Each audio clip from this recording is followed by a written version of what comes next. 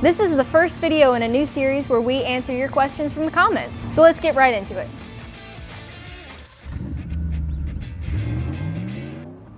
For those of you who don't know, I'm Chrissy. I run the detailing here at Freedom Wholesale. The question we're addressing today was actually on our extractor, Mytee, rigid mashup that we made, asking how it's held up, how efficient it is, and how it really compares to the other brands that you can buy. If you haven't watched that video, I really recommend going and watching it because it explains what we did, how we built it. It's basically a wet dry vac that we added the Mytee Extractor hose and head to. One of the primary questions in this comment that we got was, how does the suction compare on our build to the Mytee Extractor Lite? The answer to that is it's exactly the same. I personally have not noticed a difference in the couple of months that I've been using our build. Both of them are very powerful. It's the same hose, the same head. I don't know the science behind it. That's the problem. I just know my experience. There were actually two other extractor hoses mentioned in the comment, the Mytee Dry and the Sapphire Scientific. Now, I personally have never used either one of those, so I can't speak from experience how that would hold up or how it would compare, but we did find very concise and well-informed videos, and we'll put those in the description. I would say that my experience with our build has been mostly good and mostly not different from the Mytee Lite.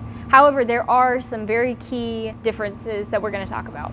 Our build, I believe, is more cost effective, mainly because all of the pieces are detachable. So should something go wrong, it's a lot cheaper to fix than if something with the Mytee Lite goes wrong. We know from experience, to fix a problem in the motor of the Mytee Extractor could cost as much as buying a whole new extractor. So you have to take that into consideration. However, there are a few cons to our build. Even though we have a hot water tap in our shop that I connect a hose to, I don't actually get hot water. And with the Mytee Extractor, there's an actual heating element on the inside, so the longer you hold down the trigger, the hotter the water becomes. So that was really great, and I missed that. But the flip side of that is with the Mytee Extractor, you can run out of water. You have to fill up the holding tank, and with ours, you never run out of water because it's connected right to the city water line.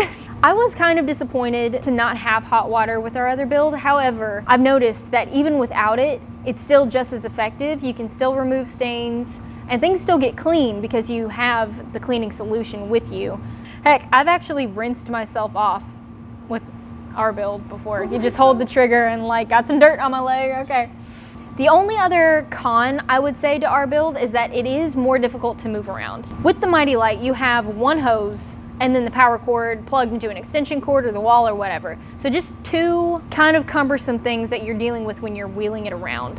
With our build, you have the water hose, which is hooked up to the tap, the hose with the head on it, which is incredibly long still, and then you have the power cord. So here she is. It's been used a lot since we set it all up. So it's sitting like this with the hose detached, mainly because with the Mytee Lite, you would always just kind of take little caps off to different compartments and let air get through because you don't want a mildew problem. With this, I think it would be all too easy to have a mildew problem if you leave the wet filter stuck on the inside. You want to make sure you clean it out every time, and you want to make sure you leave it separate so that you never have any mildew issues or anything like that. For convenience sake, I always leave the drain cap on the inside so I don't lose it. I used to put it right here on one of the feet, but it blends right in and it would always fall off, and you know, it's just not smart to put it there. So you want to put the drain cap on, because if you don't do that, you're going to find yourself with a real mess on your hands. And then the lid goes on. Obviously, with an extractor, you have the fluid mixed. You have the water and the chemical both in that holding tank. With this, you don't. It's just a wet dry vac. So I have to spray all the cleaner myself. That's fine. And then just grab the detached hose here and stick it on like that. And it's very long, and there's no way to wrap it around the top. So when I'm not using the head, I tend to just stick it right there. You can come outside in the fresh, muggy air and say hello to the spiders running all around.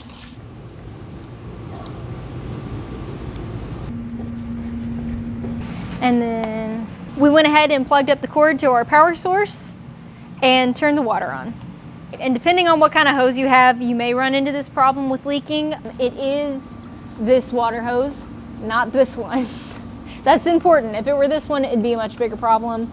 We're probably going to have to replace our water hose at some point very soon. It just is what it is. And that's pretty much it. It's a little bulky, it's a little hard to move around. There are pros, there are cons to everything, but all in all, I'd say it's a really good build and I'm very happy with it. And if you want to see a full demonstration, we did one in the first video. And that's it, guys. Thank you so much for watching, and let us know what questions you have that you would like us to answer in this series. If you haven't already, be sure to like and subscribe, and we'll see you next week. Bye!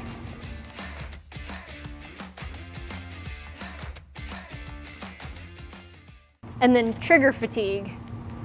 Do we really need to talk about that? Trigger fatigue was in these videos that Julie watched. Yeah.